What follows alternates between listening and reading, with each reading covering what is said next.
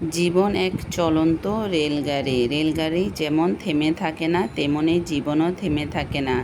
রেলগাড়ির প্রতিটি স্টেশনে জীবনের প্রতিটা ধাপের মতো শৈশব, কৈশোর, যৌবন, বার্ধক্য।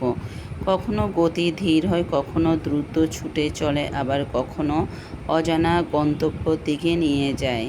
পথে আনন্দ আছে, দুঃখ আছে, আছে পরিচিত অপরিচিত মানুষের সঙ্গে দেখা হওয়া আর বিদায় নেওয়া।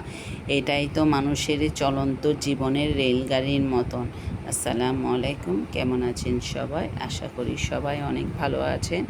আজকে একটি সুন্দর নতুন ব্লগ ভিডিও শেয়ার করছি। আশা করি আজকের ভিডিওটি ভালো লাগবে। আজকে ছোট্ট ব্লগ শেয়ার করব।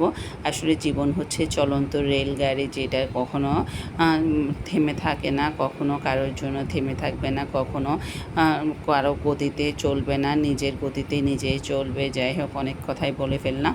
আসলে এটা জাস্ট উদাহরণ। জীবন আসলে এমনই, রেলগাড়ির মতো চলতে থাকে, সেটা কখনো থেমে থাকবে না। যতদিন নিঃশ্বাস আছে ততদিন চলতেই থাকবে।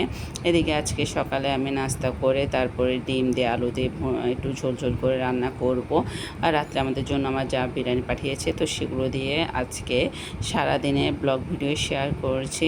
আর আমার বাচ্চারা এই ডিম দিয়ে আলু দিয়ে খেতে খুবই পছন্দ করে, একটু ঝোলের পরিমাণ বাড়িয়ে দিয়েছি। তো আজকের ভিডিও এ পর্যন্তই। কেমন হয়েছে আজকের ব্লগটি অবশ্যই কমেন্টে জানাবেন। সবাই ভালো থাকবেন, সুস্থ থাকবেন, আমাদের জন্য দোয়া করবেন। আর আমার ভিডিও যদি ভালো লেগে থাকে বেশি বেশি করে শেয়ার করতে ভুলবেন না। আর এই মজাদার কাচ্চিটা এত মজা হয়েছে, অনেক অনেক ধন্যবাদ আমাদের জন্য যারা পাঠিয়েছে। কাচ্চিগুলো খুবই মজা হয়েছিল। আলহামদুলিল্লাহ, আজকের মতো এখানে বিদায়। আসসালাম।